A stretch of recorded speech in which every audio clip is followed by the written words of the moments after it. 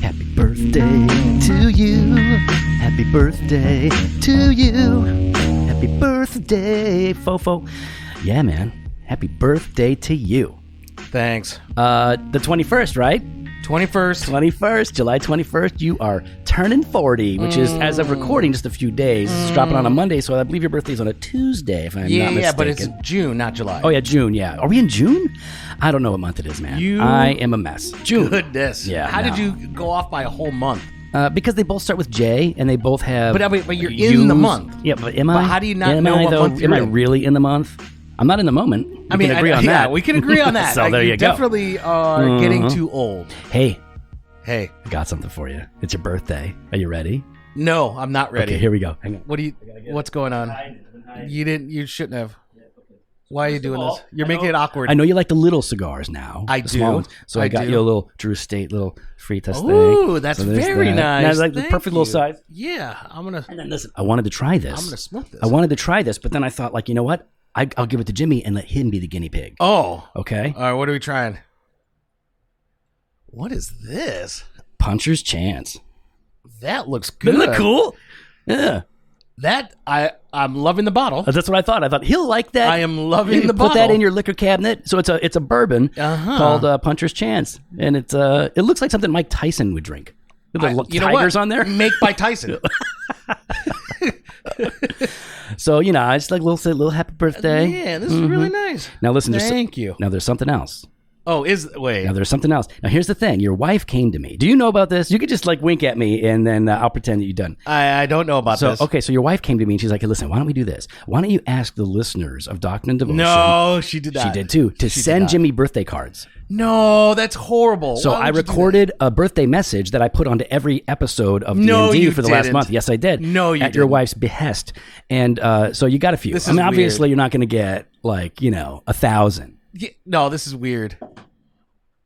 This just got weird. But you did get a few. Oh my gosh. No. Look at that, Did you really? What is this? These are the listeners. This is what happens when I don't listen to any of our episodes. Yeah, that's what she's like, he'll know. And I'm like, well, first of all, I would be surprised if he didn't figure stuff out, but neither one of us listen to our own podcast. Wrong? Look at that stack of cards. No. Now they all have my name on most of them have them on the envelope because I didn't want you, if you saw it, to open it up at the church because they were all sent to the church. So Deb's been hiding them and cataloging them. Oh, and then somebody with one of them sent you.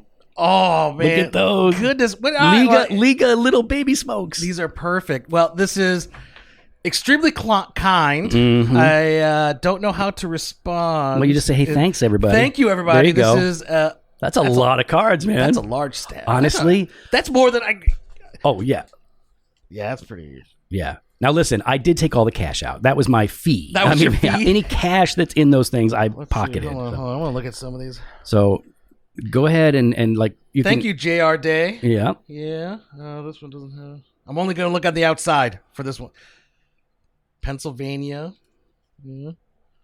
And Hobart, thank you. Man, these are really... Robert Crow. That sounds familiar. Oh, yeah. Yeah. Robert Crow. Mm-hmm. That sounds familiar. I'm going to open that one. Just go ahead. It sounds familiar. So we know him. Here's the thing. So like... Thank you, Robert. One came in. I gave it to Deb. I said, listen, keep these cataloged. Oh, this is good. Yeah. Would I rather be feared or loved? Easy, both. I want people to be afraid of how much they love me. That is very kind. Man. Oh, these are really nice. Yeah, man. One from a Sasquatch Society in Toronto. I saw that. Anyways, I am blown away. Thank you. I got a picture of it, so we can Johnson. put it up in the show notes so you guys can see the stack. Man. I'll have to blur out some of the addresses. Johnson's, yeah. Man. All right, this is weird. I don't know what to say. I feel not weird. They're not weird. No, it's weird, man. It's weird? Yeah. Man. All right. Well, thank you all very much. I'm not going to read all these on air. That's a good. I didn't think any came in, and I was like, "Oh, Michelle, this is I'm thinking to myself, this is a bad idea. And then I said, "Deb, did any more come in?" And she goes, "Yeah." And I go, "Oh, you didn't tell me." She goes, "No, you didn't tell me to tell you. You just told me to catalog them." I'm like, "Oh, okay." This one said Balut. I know. Well, go ahead and open. It's kind of funny and weird. Okay, this is the Sasquatch Society. Francis Vidal. So take the card out. There's a card in there. All right, hold on. I'm trying not to break anything. It is your birthday. Another Office reference. That's it. I get it. So what are the two golden balloons? Is it the party planning thing or what is it? Yeah, it's when Jim and Dwight were doing the birthday for Kelly, and all Dwight put on was, "It is your birthday, period." Not even an exclamation point. It states a fact. And they had these colored balloons, but only filled like that much. So yes, I get the thank you. Yes, Francis. Everyone knows I appreciate a good Office reference. Yes, or a bad one. That's a good one. No, but you would appreciate a bad one as well. I would appreciate a bad one as well. Any Office reference. Well, this is very thoughtful. Kind, very thoughtful. So this is proof that we have the best listeners around. You guys are awesome. I got to meet some of you at the Southern Baptist Convention. Jimmy, you were supposed to be there with me. Yeah, I was. You got the hotel room, dude. I got the penthouse. Hold on, I got the hotel room last year. I know, with the helipad right on top, so you could fly in. Hotel room back in like October. Yeah. Wait, did I October or maybe March? Nobody cares. Okay, it doesn't matter. I got the hotel room early on. Mm-hmm. Yeah. And they got my tickets. You get your tickets. Yep. I had everything set. Yep. Actually, as a matter of fact, I had 2 hotel rooms. Yeah, until the day before. I would say you knew something was going to probably change earlier than that, but I found out like the day before. Well, I was feeling it. I was like, all right, so here's the thing. I've been traveling a lot. Yeah. Just a lot. You know it. It's been busy. When I was in Europe, I was there for what, 2.5 weeks? 3 weeks? I think you were there for like a month, but go ahead. It's like 2 weeks. Yeah, like a month. 2.5. Mm-hmm. And at that time, in the midst of this 2.5, 3 weeks, I had like 16, 17 meetings. I was just going back and forth, back and forth. I traveled all around England and Wales. I had to travel down to Barcelona, back up to England, then over to Amsterdam.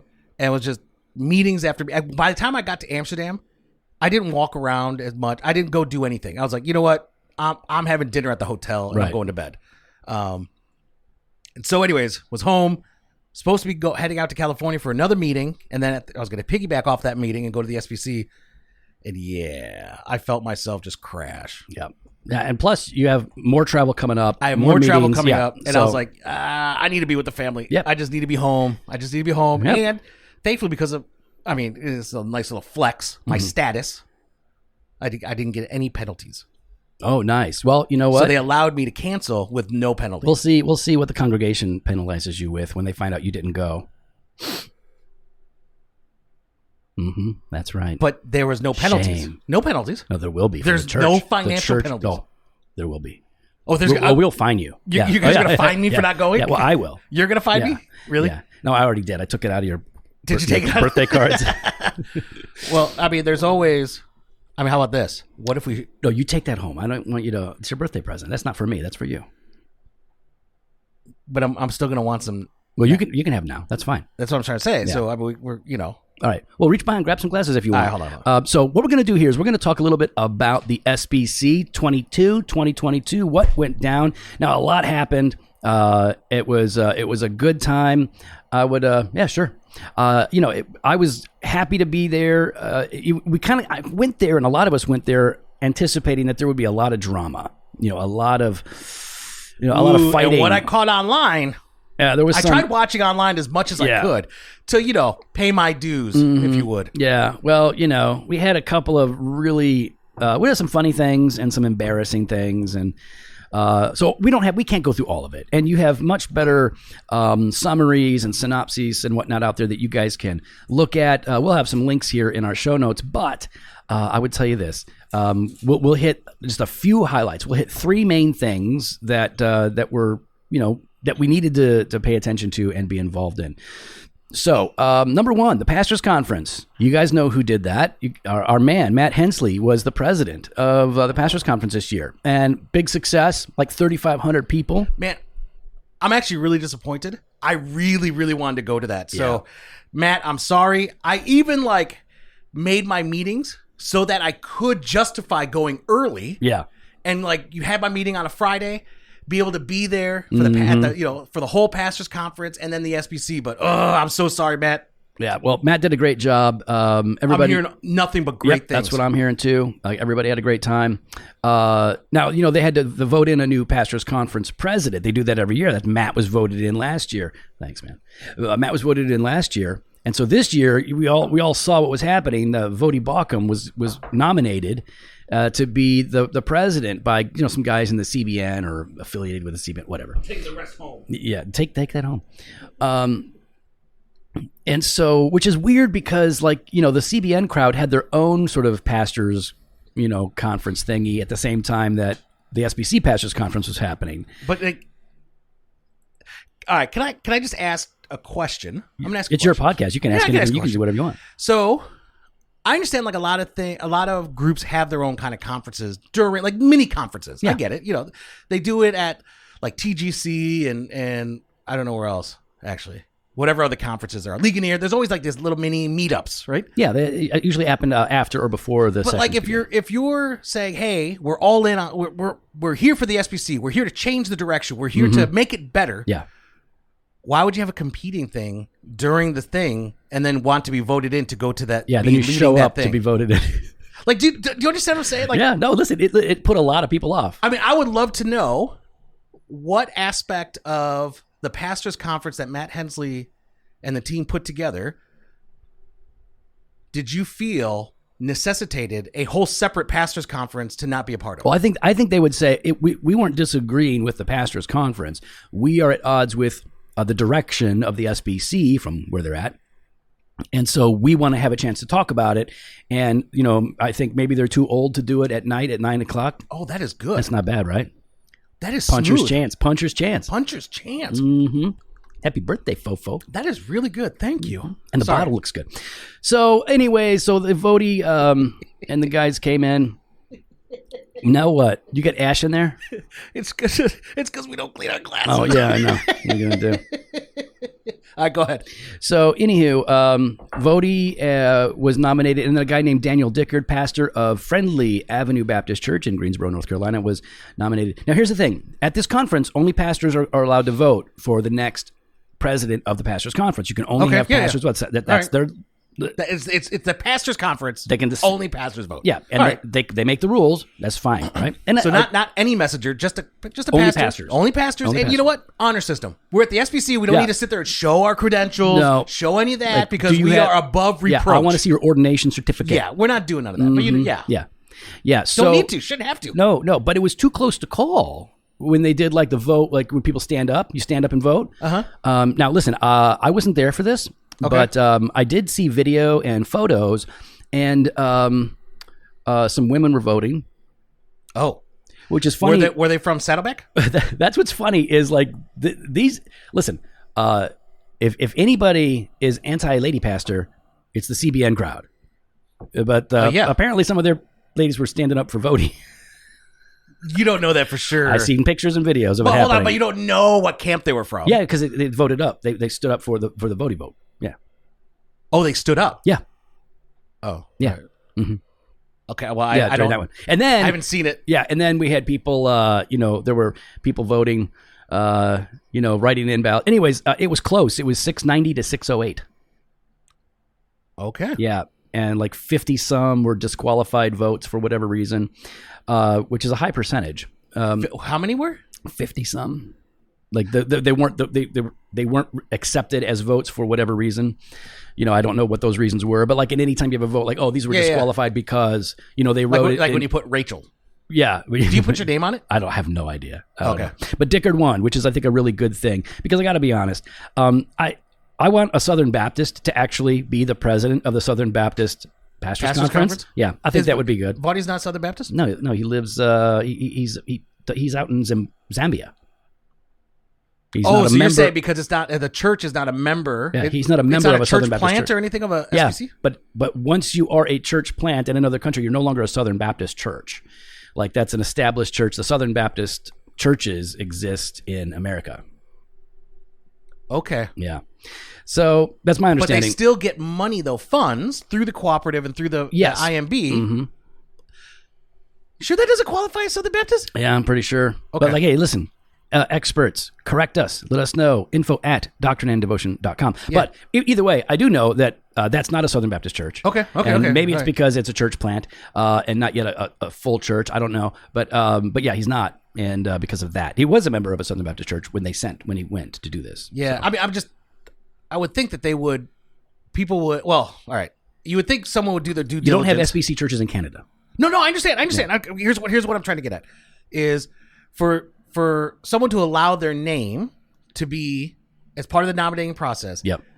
Especially someone that is as established as Vadi and well, even Tom knows, right? I have to believe that they would have gone through and to look and say, does this really qualify?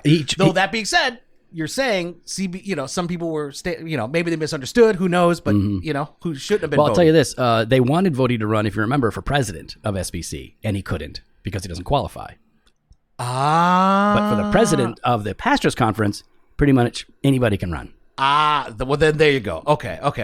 So, yep. Okay. Okay. All right. So there you go. Ticket 1, 690 to 608. Then we have the president. Now we all knew what was going to happen here in terms of we had 3 people running. Then we had a 4th guy enter in. Yeah, I heard last minute the dark horse. All right. So we had Bart and Tom. Barber, Tom Ascol. They're the only 2 ones that were really going to get votes. And like the 3rd guy we knew wasn't going to get any. No. And then this other guy came in and he got more than that 3rd guy originally. Whatever. So it went to a runoff because we had 4 and then went down to 2. Bart and Tom. Bart Barber received 3,401 votes to Tom Ascol's 2,172. So it's 60.87%. Barber 38.8%. Ascol. So pretty clear, decided win for Barber there. Still a really good showing for Ascol and I would the think people. so. I mean, listen, back in the day, it would have been. I think if Tom were to run, say, 15, 20 years ago, he would have gotten far less because, because Calvinism was seen as like much more of a boogeyman, and he was less known, maybe, but also because he wouldn't have been able to link arms with like the people that he's linking arms with now. Well, because Calvinism was too big of a deal breaker. Like, Paige Patterson and Tom are friendly in the CB, Cooperative Baptist Network. Yeah. But back in the day, it would have been, I think, a bit more hostile. And on Monday, our previous Monday, I predicted that Tom would lose simply because his recent statements about the task force and the guidepost the task force recommendations and the guidepost study didn't ingratiate more people to him. It would have led people away from him. So that alone was enough for me to go, I'm going to call it for Bart. So I was right for once this year. That was nice. And did you know what month the conference was in? Well, I knew it was in a month that started with J. So it could have been January. Was it January? Well, it was one of them. I mean, I was there. You were there. So it doesn't really matter what month it was, as long as I was actually Your presence there. was felt. My presence was my presence. Okay, we got the Sexual Abuse Task Force recommendations. They had 2 recommendations that were presented, right? Okay, yep. What were they? They were like... create an abuse implementation task force. Right. So a group that's going to constantly be like working through this stuff, addressing the issues. And then 2, create a ministry check database to keep track of church leaders accused of sexual abuse. Right. And these are credibly accused. There's been a whole lot of debate on this. And I've told you guys before, and I've linked to it, like watch or listen to Baptist 21's interview with executive committee members talking about what it means to be credibly accused, because they clear up a lot of the misinformation floating around out there. That's really good. See? So good kick off to a good birthday week. Thank you. Birthday week. Oh yeah, you get a birthday week. When you turn 40? Bro, you get a birthday week. I don't think my body can handle a week. Yeah, no, it's a week of chill. I was like looking for Father's Day gifts for my dad. Yeah. And I'm like, all right, I'm gonna get him some like old man stuff, something that's gonna help him like massage the muscles and like Ben Gay, like a bunch of things. Yeah. I'm like, okay, this will help, Dad, just to relieve some pain. And I'm like, put 2 in the cart. You're gonna need it too. I'm gonna get some for me. We're gonna talk about aging. I think on one of the episodes this week. So you guys stay tuned for that. Living on less isn't easy, especially in this economy. And while we can cut back on certain expenses, like going to the movies or getting a better car, there are some expenses we cannot avoid, like healthcare. The cost of health insurance has skyrocketed in recent years, and visits to the doctor or the ER are more expensive than most even imagine. My son had to take a trip to the ER by way of ambulance recently, and the cost of the trip to the hospital alone was dumbfounding. Well, there's a solution to the rising healthcare costs. Christian Healthcare Ministries. This is America's longest-serving health cost sharing ministry. As a health cost sharing ministry, members carry each other's medical bills and lift each other up in prayer. Since 1981, they've satisfied billions in eligible medical bills for hundreds of thousands of Christians. Could you or someone you know benefit from joining CHM? Check them out today. Visit chministries.org/podcast to learn more. That's right. It's America's longest serving health cost sharing ministry. chministries.org/podcast.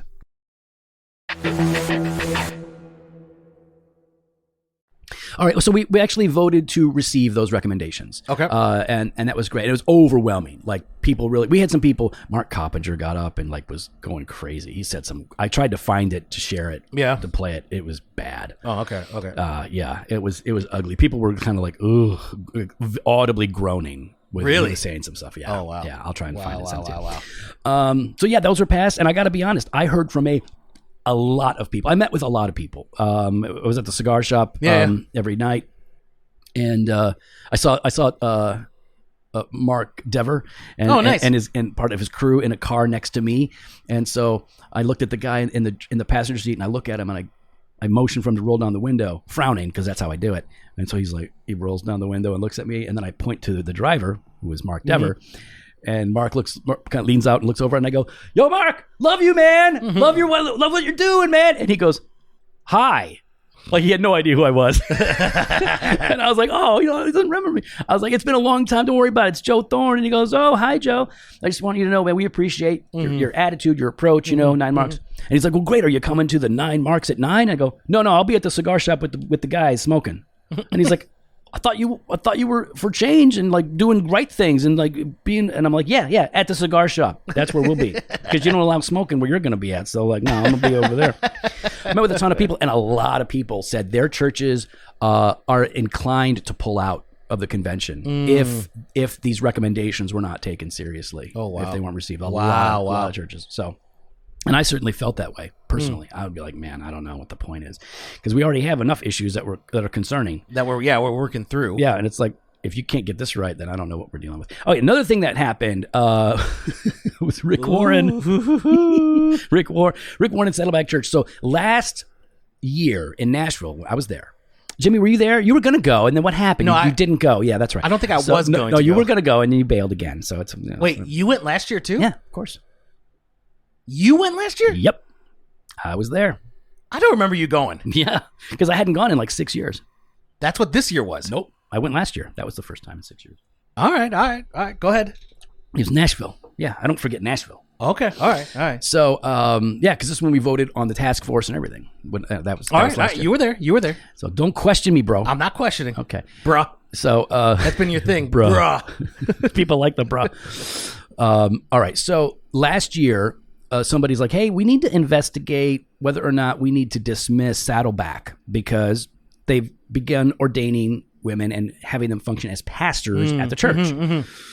So, and the live part, I saw the live part, not of when the credentials committee came up and made a recommendation for a study. Yeah, here that is. Oh, okay. Oh, sorry. Go ahead. Am I jumping ahead? My bad. No, it's here. Check it out. Let's see. During the 2021 SBC annual meeting in Nashville, Tennessee, a motion concerning the relationship of Saddleback Church, located in Anaheim, California, was referred to our committee for consideration. For your reference, our report and recommendation can be found on page 3 of the Tuesday Bulletin as follows. Based on the information available to us currently, including direct communication with Pastor Rick Warren, who was so gracious in answering our questions regarding faith and practice, we have concluded that we are not yet prepared to make a recommendation regarding Saddleback Church, recognizing that there are differing opinions regarding the intent of the office of pastor. Pause there. I was sitting in my office, going through emails, listening through my headset, watching it live, and I audibly went, "Bruh!" Yeah. That's the word we're struggling with? It's like, "Bruh!" Oh, it gets better. Oh, yeah. If I remember correctly. As stated in the Baptist Faith and Message 2000. Therefore, we are coming today asking for a study committee to provide clarity regarding this matter. We feel it is very important for you to know that it is the unanimous opinion of the Credentials Committee that the majority of Southern Baptists hold to the belief that the function of lead pastor, elder, bishop, overseer is limited to men as qualified by Scripture, and that this was the intended definition of office of pastor as stated in Article 6 of the Baptist Faith and Message 2000. However, the Credentials Committee has found little information evidencing the convention's belief regarding the use of the title of pastor for staff positions with differing responsibilities and authority than that of lead pastor. Okay. So at that point, I was like, to me, all I could think of was like, you know how everyone talks, the Constitution, what did the Founding Fathers really mean? Yeah. What was their intent when they were saying this? Yeah. And I'm sitting there like, you realize there's got to be someone there that was there. Oh, Like, yeah. I wonder who might say something. There. And yeah. let's go ahead and... Dr. Mo showed up. Oh, Dr. Mofo Show. Yeah, he was there and was a part of this. And I loved his response. Well, I mean, look, you're not going to do... You're not going to do better than getting Al Mohler to stand up and to address the meaning of this word. And so, yeah, let me bring it up here. Go ahead. We got to let this ad play through. Oh yeah, it's sorry. one of those. But no, as soon as I'm sitting there going, man, here he goes. Mohler's going to shoot this down, which is Mr. good. Chairman, I just come to this microphone in the event that it is in order for me to speak. I'm speaking as a messenger of the Third Avenue Baptist Church in Louisville, Kentucky. I served on the committee that brought the Baptist Faith and Message in 2000 that was overwhelmingly adopted by this convention. My concern is as a churchman, a theologian, and someone who loves this convention, as I know everyone in this room does. If we eventually have to form a study committee over every word in our confession of faith, then we're doomed and we're no longer a confessional people.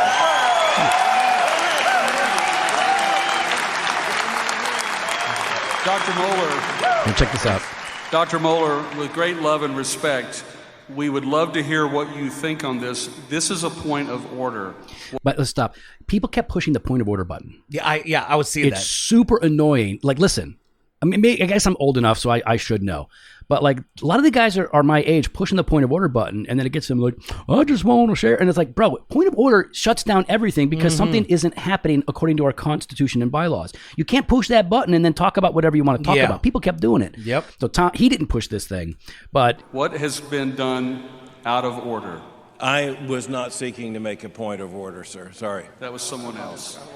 Okay. that was Bill Would Ascol, you Tom's stand brother. by, please, just for a second, with all due I will respect? stand by. Thank Everybody's you. cool, Thank you. like fine, point of order, nobody's mad. Oh, so then he Dr. comes Mohler, back. would you? Your microphone number 5. I recognize you again to continue speaking to this. Thank you, sir. I certainly want to be in order with the rest of this convention. I appreciate the opportunity. I'll make this brief. I also appreciate the good work of the Credentials Committee and the spirit in which they bring this. But I am a confessionalist. This is a confessional denomination. Sort of. We say what we believe in specific words that are the Baptist faith and message. The moment we start to, of necessity, have study committees to decide what the words mean what Southern Baptists said in the year 2000. At that time, the word pastor was used by the committee and adopted by the convention because we were told that is the most easily understood word among Southern Baptists for pastoral teaching leadership. I have to hope we still have that much clarity and that churches that use the word pastor mean it. Mr. Chairman, thank you for this opportunity. Well done. Mm-hmm. Yeah. So, yeah. He's an originalist. Yeah, that's good. Yeah, that's good. Let's go. What did people mean when they put this together? Yeah. And what's great is like guys in the CBN are saying, oh, this liberal drift, there's all this liberalism, man. Like there ain't nobody that's known in our convention as a leader that is for redefining pastor or allowing everybody, every seminary president, they're all like, no, we're pretty clear on this. Yeah. Like this is not a controversial thing. So, and just for the record, the Baptist Faith and Message 2000 Article 6 says this: its scriptural officers, the church, its scriptural officers are pastors and deacons. While both men and women are gifted for service in the church, the office of pastor is limited to men as qualified by Scripture. So where like Warren and others are sort of like getting into the mud, or like, well, okay, there's the office of pastor, but now we think there's a gift of pastor, and so a woman could have the gift of pastor, and it's like, yeah, but no, you title people pastor. So regardless of whether or not that is a gift, right? Certainly preaching is a gift, and women can have the gift of teaching and preaching, but like the role, the office of pastor is limited to qualified called men. So this whole thing is pretty simple, but they're still working it out. The Credentials Committee, they're still working it out. So Warren pops up, and Warren... Ooh, I did not see this. You didn't see this? No, okay. I didn't watch it live. No. I heard a little bit of it. Okay. Well... I mean, I'm sure, Yeah. I mean, I'm glad he was there, or at least he showed up to go ahead and kind of give his thoughts, especially since they're talking about him and here's the thing. The church. Here's the thing. Warren shows up. He knows that his head is sort of like on the chopping block. That's kind of his perspective. Like, oh, I might be disfellowshipped. Our church might be disfellowshipped.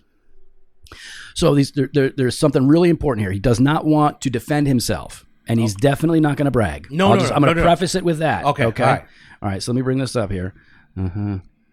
Yeah, I mean, he's got to be feeling like you said, because he's going to be retiring.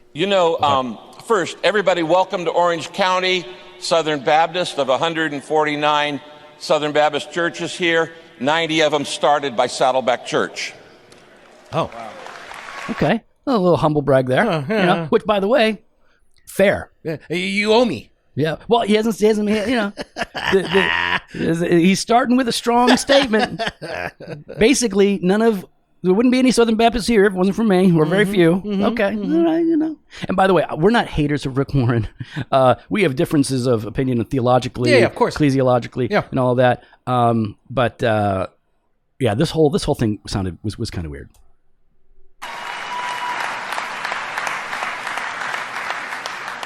It's customary for a guy who's about to be hung to let him say his dying words. I have no intention of defending myself. I have taught my kids and grandkids for years, I am most like Christ when I refuse to defend myself. Oh, okay. The Bible says Jesus spoke not a word unto them when Pilate accused him of all kinds of things. So I have no intention. Okay. I have most of you on my mail. Because of Southern Baptist polity, I was allowed to serve one church for life. That's not possible in most denominations. Yeah.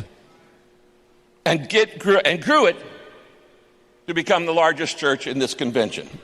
Oh, yeah, okay. Because Southern Baptists gave me a passion for evangelism and mission. We baptized 56,631 new believers. He is not defending himself here. He's just communicating some facts. What God has done. Yeah. And as the Southern Baptist Church sent 26,869 members overseas to 197 nations. Because Southern Baptists taught me the value of a membership covenant. 78,157 members of our church signed our membership covenant after taking a 4-hour membership class.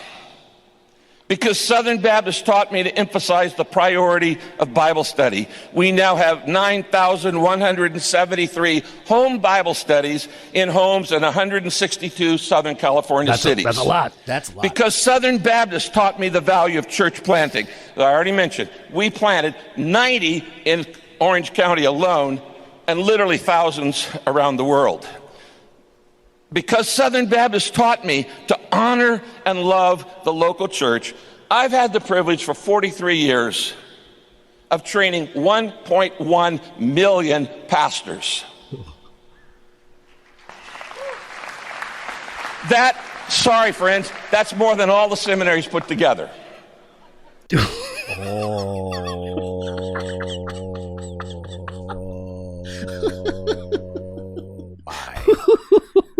Oh my, Bro. oh my. Okay. So, all right. I don't want to draw I'm not saying Rick Warren is Driscoll. I am not saying that. He's not. He is not. But the way he's talking there absolutely reminds me of the Driscoll mindset of look at the results. Yeah. Here are the quantifiable results. Yep. Excuse now the behavior. Yeah. He's not saying my behavior, but like it's like look at the results. Look past our differences. Yeah. Oh, listen, he goes on. He says things. He basically. And again, he's not a Driscoll. No, not at all. Not at all. I don't know. I don't know him to be an abusive guy or anything like that. He seems to be a congenial, cool guy, who definitely loves the SBC. Is grateful for the SBC. He had a lot more to say. He does say, like, listen, we got people here that believe that Jesus didn't die for the whole world, and yet we're okay with them being here. The implication being Calvinist. Yeah. So Calvinists, you allow Calvinists, but you won't allow my egalitarian. And it's because the statement of faith that we subscribe to actually addresses this issue and says no bueno. Yeah. Like this is what's so like weird to me. Cringy. Yeah, it is pretty. First of all, don't say you're not here to defend yourself and then throw up your highlight reel. And it's like first of all, let somebody else do that, because it really comes off. It comes off, yeah. Not so good. And listen, here's the thing. And you did the research. It's not like you know those numbers by heart. He might. Like every day he's like, what's the tally? I bet he has those numbers. Driscoll, those guys have those numbers because they talk about them all. They're talking points. All right. Yeah, those are. But I'm sure they were updated. Yeah. You're probably right though. Those are updated. Those are like last minute updates. Here's the thing. Like I like big tent. I like getting everybody together, but we do have a statement of faith. The problem is that we don't actually require churches to subscribe to the Baptist Faith and Message. You do not subscribe to it to be a member church. That's lame. You should have to subscribe to it. I agree. Absolutely. So I don't understand like what we're doing. And so that's why there's some wiggle room here. It's like, well, we do open communion. If you really hold the Baptist Faith and Message tight, it doesn't allow for open communion. So maybe that's where Greenway, I saw his thing. Greenway was trying to make the amendment that let's not look at what it means, what a pastor, right? But let's look at how close alignment do you have to be to the Baptist Faith and BF&M. Yeah, that's easier to say. To be part of the convention. Yeah, and because it is messy, it is sloppy. So yeah, man, I think the SBC was good. The SBC was good. I wish I was there. Man, donut shops on every block. Every block? Different ones. I went to M&M Donuts. They have blueberry donuts. They're famous for it. Famous all over the country for their blueberry donuts. So you show up, and I showed up every morning out. And I go, so you're out? And they go, yeah, we're out at like 6:30 a.m. at the blueberry donuts. And I'm like, okay, so I'd get whatever. But then I would get the Vietnamese iced coffee. Ooh. That was fire. That was fire? It was good? Yeah, it was really good. All right. Listen, we got a lot to fix in the SBC, but God's still at work. We're happy to be SBC, but we do have some stuff to work through. Yeah, and, absolutely. I hope that we can stay as a church connected to the SBC and see real change happen wherever it needs it. I did have somebody ask me yesterday, are we going to give an update of course. to the church and offer recommendations on what our path forward is? Yeah, absolutely. Yeah, we're doing that. So we'd like to hear what you guys are doing, what you're thinking, and how you're feeling about the annual convention. Let us know. Jimmy, how did they let us know? Woohoo. You can let us know online on Instagram and Twitter at Doc and Diva, or on Facebook /Doctrine and Devotion. You can head over to the website, drdevotion.com. There you can contact us. You can sign up for the email blast, hit up the store, jofostore.com, and grab some gear. We've got that fresh pod every Monday and Thursday. We got blog posts and video content over at the website. And we've got that all-access exclusive content. You got your Banter Truth on Tuesdays, your Weekday Wisdom Monday through Friday. Head on over to doctrineanddevotion.com /all-access to sign up today. Later.